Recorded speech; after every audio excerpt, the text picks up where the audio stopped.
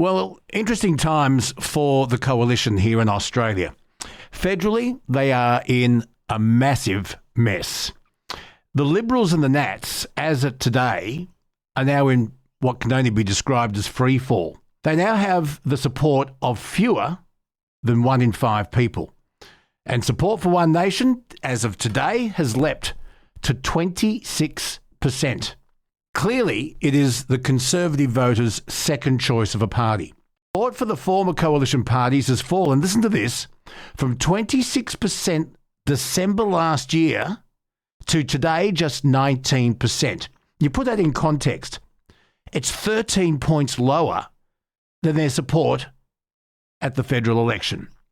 Now, Susan Lee is under a fair bit of pressure at the moment, but so too today is the leader of the Nationals, David Littleproud, who has brought about a split in the coalition twice in 8 months. Today, their party room will meet. Colin Boyce has confirmed he is moving a spill motion against David Littleproud. Now, my information is he hasn't got a hope in hell. But that then opens the door for Colin Boyce to do a Barnaby Joyce, leave the Nationals, and head to One Nation.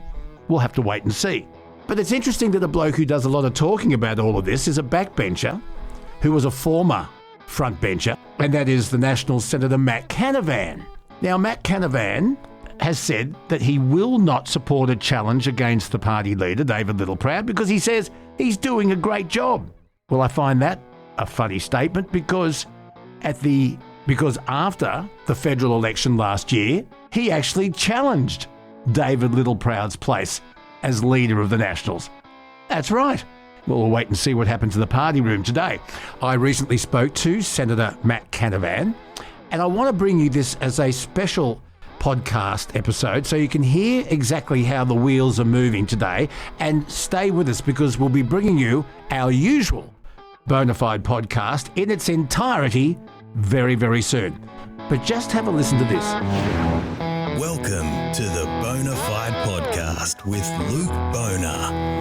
And he's not. All right, here we go. Done. Hold your ears, folks. Yeah. It's showtime. Well, we've covered this quite extensively here on the podcast, and you're maybe sick of hearing about it. I don't know. I guess it depends on what side of the political fence you're on. If you are on the ALP side of things, you would be delighting in what's turned out to be a collapse of the coalition. They are clearly trying to rebuild and show a united front to Conservative voters, but the process is still going on. And then we hear that a Liberal National Party MP, Colin Boyce, is going to lead a spill against the Nationals leader, David Littleproud, and challenge him for the top job. So how did we get to this? The second time in less than 2 months. Somebody who's been quite vocal on all of this and a major player in what's going on is Senator Matt Canavan. And he joins us on the Bonafide podcast right now. Senator, welcome. Good to be with you, Luke. How are you? I'm okay. I guess the question is, how are you, your National Party colleagues, your Conservative colleagues, and how did we get to what appears to be a bit of a mess? Oh, look, the prime reason for the split was the disagreement on these hate speech laws. The Nationals Party fought to protect free speech. I don't think we should have hate crimes defined in this country to include things like psychological harm, economic harm, are all included in this bill. This law now. So we oppose that. We got some changes made to it, which were positive, but they weren't enough, in our view, to protect the fundamental rights of Australians. So we opposed it. And the Liberal Party had a different view. And because of that dispute, the Liberal leader decided that anyone that didn't vote for those laws couldn't be in her shadow ministry. And so that meant all of the Nationals Party members. And if there are no National Party members in the shadow ministry, there's no coalition. So that's how we got here. From my own perspective, I don't see why we can't patch these disagreements up. It was one disagreement on one bill. That is in the rearview mirror now. We're past that. The law's not coming back anytime soon. We do agree on a whole bunch of other things, particularly how badly this government is managing the economy, how they're destroying our energy competitiveness, how they've led in an open borders policy post-COVID, which is crushing the housing dreams of young Australians and putting massive strain on our infrastructure like hospitals and roads, etc. So those are the sort of things we've got to get back to fighting for. I'm happy to do that as part of the Nationals Party alone.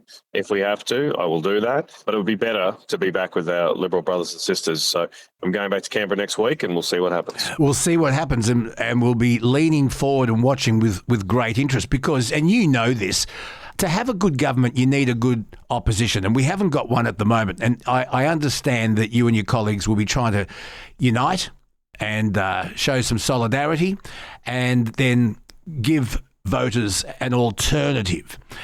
And I guess this is why Conservative voters seem to be flocking towards Pauline Hanson and One Nation at the moment. And it would appear at this point that Barnaby Joyce backed the right horse. But One Nation and Pauline Hanson can't govern. They can't form government unless they have seats in the House of Representatives. So what do you make of One Nation and Barnaby Joyce? When he decided that he was going to join One Nation, I know that David Littleproud was very disappointed. He said so on this podcast, but what did you make of it? Oh, look, I was hugely disappointed. I'm good mates with Barnaby, and I think he deserted his mates by going across to One Nation. I feel very humbled and privileged to be representative of Queensland as their senator, and I owe that. I'm only here in that position because of the support of thousands of Liberal and National Party members in Queensland. So I'll always stand beside them. I'm loyal to them, and I'm honoured to fight with them. So I thought it was a betrayal from Barnaby. Look, this is a marathon, not a sprint, so we'll see what happens. The big thing we need to change the country is a team. You can't do it on your own. Doesn't matter, who you are, whether you're Pauline Hanson or Barnaby Joyce. When you go down there as a parliamentarian, you've only got one vote. And to get anything changed in this country, we need 76 such people in the House of Representatives to have a majority to form government, and hopefully somewhere close to or eventually getting to a majority in the Senate to get laws changed, which is 39 senators. So One Nation are obviously a long way from that. And more to the point, Pauline hasn't shown exactly a great ability to work with other people. Even when her party is small in number, she can't work with just a few people. How is it going to work if they ever got to the sort of size to form government, as Pauline likes to say? So that's why I'm fighting within our team to do that. Now, there's no doubt that we've gotten things wrong, that many of our supporters have been frustrated, disappointed in us. We are recognising that. I do think we've turned a corner last year when we posed this madness of net zero, which is pushing up energy prices, lowering the standard of living of all Australians. And so we've just got to get back to fighting on things like that. And that's what I'll be taking up the fight on next week in Canberra at question time, through my ability to do things in the Senate.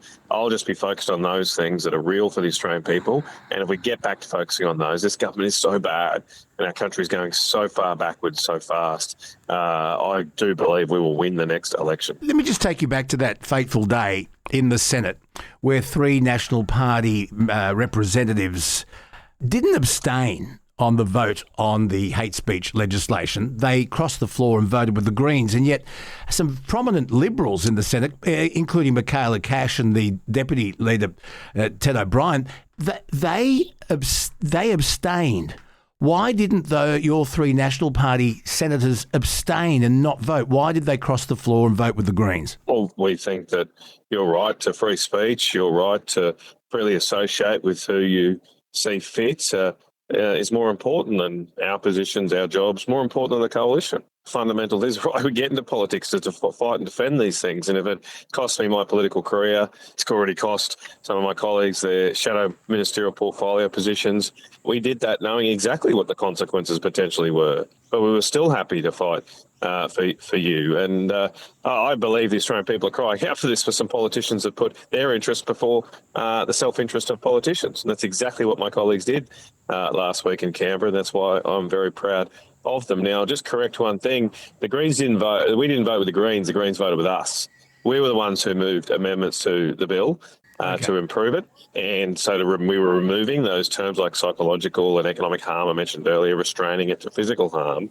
And the sad thing about the vote last week was that because we had the Greens support, and whatever you think of the Greens, we ultimately, as I say, need 39 to change the country. Yep.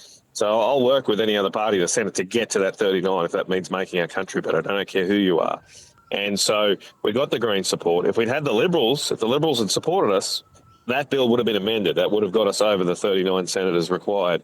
The bill would have been made better. And then the Labor Party would have been put in the position to either support our amendments effectively through an amended bill or have to vote against their own legislation. So it's a great shame we didn't take up that opportunity. As you say, many Liberal senators abstained from the final vote, which was a little strange. Maybe that does reflect the fact that they had problems with the bill, which then raises the question, why didn't they join us? Why didn't they join us to make this bill better and also put the Labor Party in a very difficult position on their own legislation? Okay, I'll tell you how I see it, and please jump all over me if you think or when you think I'm wrong, but I've got a funny feeling that this was a National Party strategy to help get rid of Susan Lee, because you cannot or you do not believe that with Susan Lee as leader of the Liberals, the coalition can gain support from the electorate. And David, let me just tell you this. David Littleproud said on my podcast last year, we were talking about Andrew Hastie, and he said, and he was careful with his words, but he said, look, I think Andrew Hastie would be a great leader. A fortnight later, I pushed him on it a little bit further, and he was even more careful because he said, I don't want to get myself in hot water, his words. And he said, I'm not endorsing him as leader of the Liberal Party. I just said I think he'd be a good leader. But I got the distinct impression that he thought, and I'm staying with Andrew Hastie because that's the name that came up during our chat. I think it was a strategy to put pressure on the Libs at removing Susan Lee. Well, I fundamentally reject that. That certainly wasn't discussed in our room, Luke. I can only speak for myself, but it's definitely not my motivations on these things. I've got a pretty strong record of standing up for what I think is right, damn the consequences for myself. And maybe that's been very career limiting for me over the years, but I approach this legislation the same way I do with all. I read the bill, sat down and read it the week before the vote. We only got it a week before. It was a crazy process. And as soon as I read it, I thought this has hairs all over it. So I got to work trying to think about ways of improving it. And ultimately, they were supported by the Nationals Party. It's a great shame we didn't have a joint party room meeting. So I couldn't more widely explain to my Liberal friends why I was moving these amendments. And so, we didn't have that level of communication. But as I say, I take my job as a senator very seriously, and these laws affect real people's lives. I mean, there are penalties of 15 years in jail.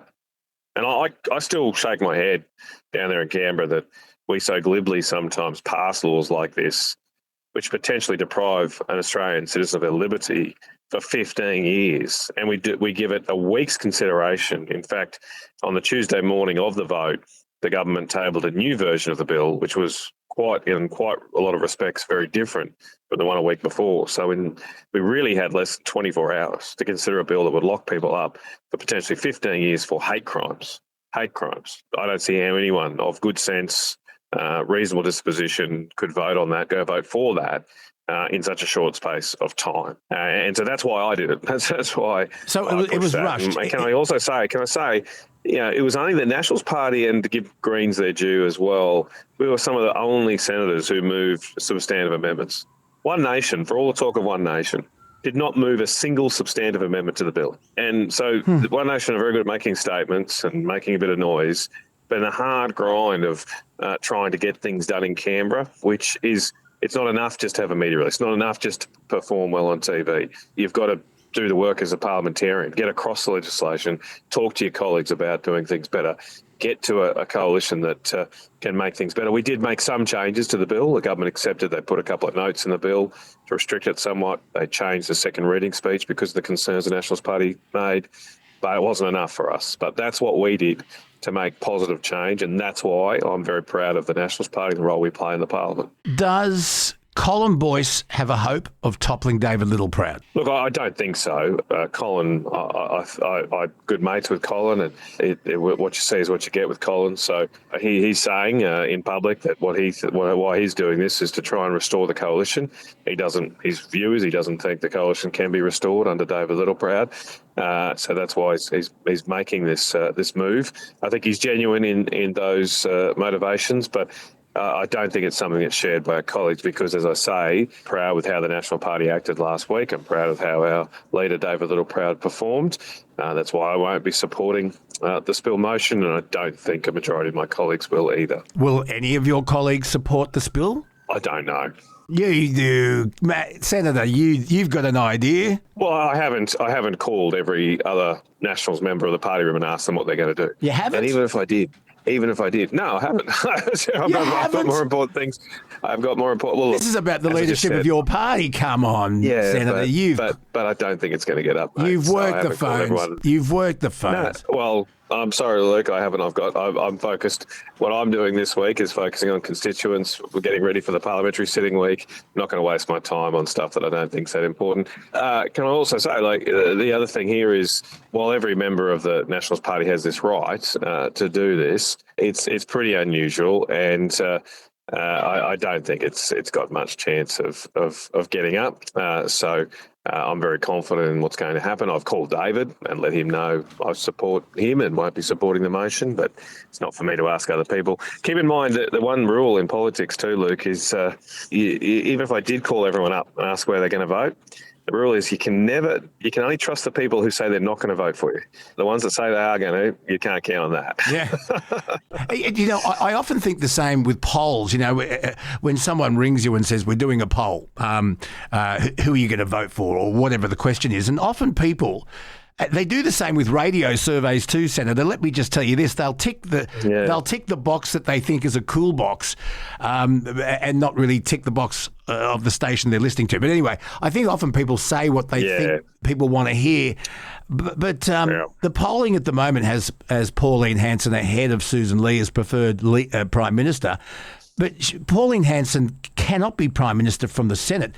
You've got to be in the House of Reps. Now, constitutionally she can, but... Can I just say, that's not true. You can be Prime Minister from the Senate. No, well, John Gorton was, but 1968, John Gorton was voted leader from the Senate, but then there was a by-election and he went downstairs to the A grade. But he could have stayed in the Senate. He could have. You can't There's run, nothing you legal can't run it. I just said that. Well, I just said in a practical sense, I just said constitutionally you can. Yeah, you can. But you can't. Yeah. Yeah. Well, look, I don't know. I mean, we're in a strange time, aren't we? So I'm not going to rule anything ever out. But look, the reason you can is because we're based on the English parliamentary system, and England, long time ago, had many prime ministers from the upper house, from the House of Lords. Yeah, but to run the country and to run the parliament, I think practically you've got to be in the House of Reps. And so there you are. But look, constitutionally, you can. I don't think it's possible. So just explain to me what party room solidarity is. Susan Lee says that your three senators that voted with the Greens, or the Greens voted with you, but that fateful day in the Senate, those senators broke party room solidarity. Now, I've tried to come to the bottom of all of this, and David Littleproud says that it was quite clear to the Libs how the Nationals were going to vote. And let me ask you this. Was it clear to Susan Lee that if those three senators' resignations were accepted, that the rest of the National Party coalition would also walk, the other eight would walk? Well, I can't answer. Did she know that? Because in your opinion, I didn't. Well, what my understanding is that David sent Susan a letter. Yes. In the morning of the day she did sack those ministers, indicating that if those ministers were sacked, all Nationals Party ministers would she knew that, not be serving. And so I think she did. I can't speak for Susan's state of mind or whether she saw that letter or what happened, but that's my understanding of what happened. In terms of just quickly though, slightly correct you. What Susan Lee has been saying is that she is sticking by the principle of shadow cabinet solidarity. We don't have a concept of party room solidarity in the Liberal and National parties. The Labor Party does, but we do allow our backbenchers, like myself, to vote against whatever the party room view is on a matter and not suffer consequences. Well, not direct consequences. Some people might not like having a cup of coffee with you for a while, but I've been in that boat many times and exercised that freedom. I think it's a good freedom because your parliamentarians should be able to vote in what they view as the best interests of their constituents, whereas the Labor Party, they are lockstep and barrel controlled by the Labor Party machine. Now, in saying that, what we have in our system is if you are a shadow minister or a minister if we're in government, you are obligated to vote along the lines of the decision of that shadow cabinet or cabinet. And the dispute here is whether or not the shadow cabinet actually came to a decision on this bill. As I said, the bill was changed substantially on the Tuesday morning. My understanding, a shadow cabinet met last on the Sunday evening. So there's a question over that. Look, I'm not a member of Shadow Cabinet, so I can't conclusively tell you what happened or what was decided. There's some dispute. I can say, though, we didn't have a joint party room meeting that week, which is the first time in my career we haven't had one during a parliamentary sitting week. I think that was a failure of process. It should not be repeated. We need to communicate with each other properly, give people early warnings of our views.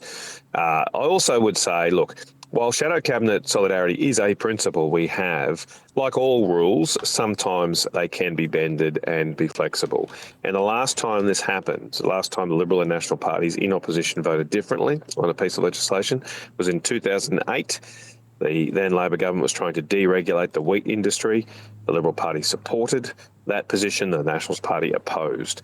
And our shadow ministers, our Nationals Party shadow ministers, voted against the Liberal Party position. On that, no one was sacked. The coalition did not break. We accepted we had a principled point of difference and moved on. And for the life of me, I cannot understand why the same approach hasn't applied here. This bill went to some fundamental questions of freedoms and how we keep people safe and security. It's not particularly surprising that people can come to different conclusions about the balance between those things. I think we could have just respected our differences, accepted that this time we may not impose shadow cabinet solidarity in a rigid way, and we'd move on, and we probably wouldn't be talking about this now if we'd done that. Do you miss the cut and thrust of being in the shadow cabinet and also being in government and being in cabinet and having a say, or do you find it just as satisfying being in the background on the backbench but still being a major player? Whether you agree or not, you are still a major player. You worked with the Turnbull government. You were elevated to cabinet. You were Minister for Resources, Northern Australia, in the second Turnbull ministry. So do you miss having that elevation? Well, I'd like us to be in government because I think that would be better for the country. I think since the election of the Labor government, we've had a massive drop in living standards. We're losing manufacturing businesses left, right and centre. So I'd like us to be in government. In saying that, as I said earlier, I think we made mistakes in government. That's why I was often opposed to certain policies. And we need to refresh ourselves and accept that the Australian people didn't think we were doing a good job and get better at what we did. That's why we got tossed out. So, look, I like both my roles. I'm not going to wallow in any sense of self-pity. I'm very, very honoured and privileged to be elected a member of Parliament. I never thought I'd be in this position. It's a wonderful privilege. So it was a great honour to be a minister, and I did my best in that role. But as the chips fell, I couldn't continue in the cabinet, given some of the policies that were being pursued. So now I pursue my career as a backbench senator with just as much vigour and drive, and I appreciate the compliment that I maybe have some influence. But yeah, I certainly don't think I've been able to. I haven't been just sitting as a wallflower in the Senate. I still get things done, even from opposition. Little things like here in Rockhampton where I live, from opposition. We got the Rockhampton Ring Road restarted. The Labor government pulled the funding for it, but we pursued a campaign. It's not so little for us, maybe little in the whole scheme of things, but it's a really, really important thing for us locally. And I've got a massive voice, a massive platform, the opportunity to rally people to a cause, and you can make a difference. And that's why I'm in politics. That's why I do this. That's why I spend half the year away from my family, to make that difference for my local community that makes people's lives better. That's all I want. Okay, but just getting back to the challenge, and we'll find out next week whether or not Colin Boyce will be successful, and I don't think he will be. But you yourself challenged Littleproud for leadership, didn't you, after the federal election last year? Yeah, I did. So why did you challenge for the leadership? Why did you think you could be a better leader of the Nationals than David Littleproud? And there's nothing wrong. And there's nothing wrong with being ambitious. Let me just say that.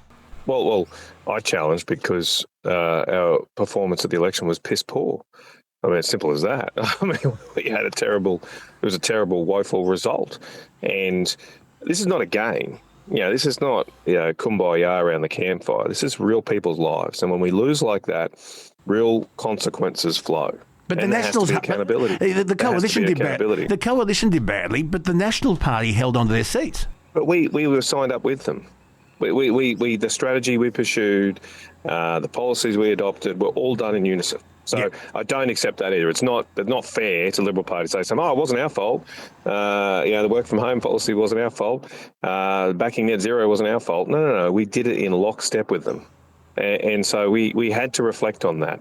And I think it was absolutely right that somebody challenged. Now, to be absolutely honest with you, Luke, I was trying to find someone from the lower house because, given our previous discussion, you are right that the perception is a leader has to be from the lower house. And so I had a handicap. I had let in my saddlebags from the get-go, coming from the Senate. But no one would challenge, and I don't think it's fair in life to think other people should do something if you're not prepared to do it yourself. And so I said, well, look, I'll do it. And I put forward the challenge. I knew, as I said, I was always an outsider, rank outsider. But I gave it a shot, and I am happy that I put that net zero issue on the agenda. That really kick-started with that leadership challenge. And I give David his due. I think he's learnt from the election loss. He has done a better job as a leader of a party since. We all get better in our lives and we get things we can improve on. David has. And so I give him that. And so I don't regret for a second challenging, because I think it's important for people to be challenged in roles like this. It makes you better when you are put under the screws, put under the spotlight. And as I said, we did need to have a big spotlight put on that election performance. David Littleproud is probably more vulnerable today than he was back then, and that could be argued. But why aren't you challenging again? What do you mean more vulnerable? Well, the split in the coalition, two splits in less than 12 months. People are seeing the coalition as particularly vulnerable, and there is criticism that David Littleproud has contributed to this. That's why Boyce is challenging. You have challenged. Do you think you could do a better job? I'm keen to know why Matt Canavan isn't challenging again. Okay, well, I don't blame David for the leadership for the coalition splits, and nor do the vast majority of my colleagues. In my view, as I've outlined earlier, we took a position on this issue. I believe it was communicated to Liberal leadership, and the Liberal leader Susan Lee made a decision that shadow ministers who had that view, who were opposed to these hate speech laws, couldn't serve in the ministry. So I don't think that was David's fault at all for a second, so that's why I'm not challenging. Let me ask you this. I want you to look into your crystal ball, and I know you're going to say I don't speak for the Liberals, but I want to know what Matt Canavan thinks. Who do you think are the main front runners for leadership of the Liberal Party? Everyone's talking Andrew Hastie and Angus Taylor.